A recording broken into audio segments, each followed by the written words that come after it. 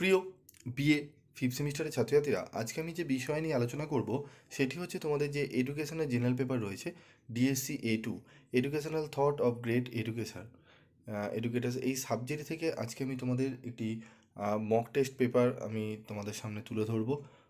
নমুনা প্রশ্নপত্র 2024-25 তোমরা দেখে নাও। তোমাদের প্রথমে 2 নম্বরের 15টি প্রশ্ন আসবে।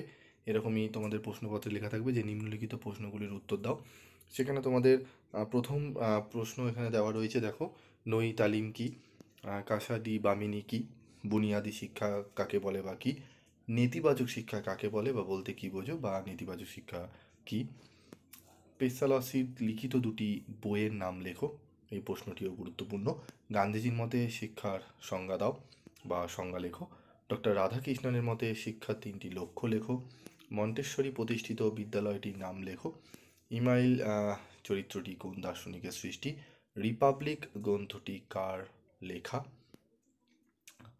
কবে বিশ্বভারতী প্রতিষ্ঠিত হয় ও কত সালে এটি কেন্দ্রীয় বিশ্ববিদ্যালয় মর্যাদা পায়? প্রশ্নটি লিখবে, উত্তরটি ভালো করে নেবে। ডে স্কুলিং বলতে কি বোঝো? বেগম রোকেয়া প্রতিষ্ঠিত বিদ্যালয়টির নাম উল্লেখ করো।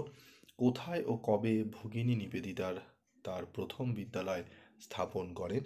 প্রজেক্ট পদ্ধতির স্তরগুলি কী কী? এই প্রশ্নগুলো ভালো করে তোমাদের কিন্তু করতে হবে, ঠিক আছে? 2 নম্বরের যত ইম্পর্টেন্ট কোশ্চেনগুলো রয়েছে এখানে কিন্তু তুলে ধরা হয়েছে।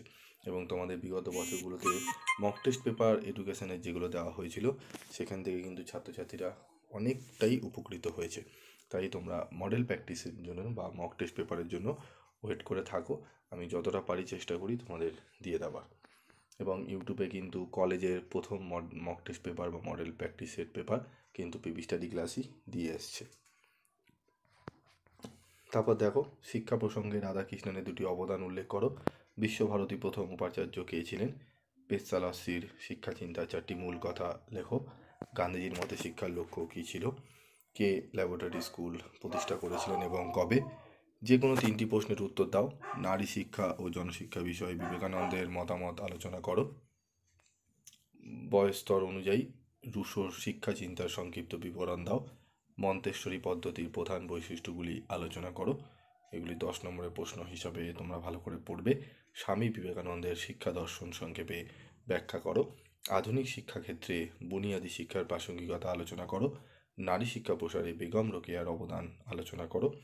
পাঠ্যক্রম ও শিক্ষার মাধ্যম সম্পর্কে রাধাকৃষ্ণনের সুপারিশ কী ছিল? শিক্ষাক্ষেত্রে ম্যাডাম মন্তেশ্বরীর অবদান উল্লেখ করো। এই প্রশ্নগুলো কিন্তু অত্যন্ত গুরুত্বপূর্ণ প্রশ্ন, সেই প্রশ্নগুলোই এখানে কিন্তু তুলে ধরা হয়েছে। এই প্রশ্নগুলো পড়লে তোমরা 100% এখান থেকেও কিন্তু কোশ্চেন কমন পেতে পারো। তারপর দেখে নাও আমাদের টিকা লেখো, সংক্ষিপ্ত টিকা লেখো। 5 নম্বরের একটি প্রশ্ন করতে দেয় তোমাদের।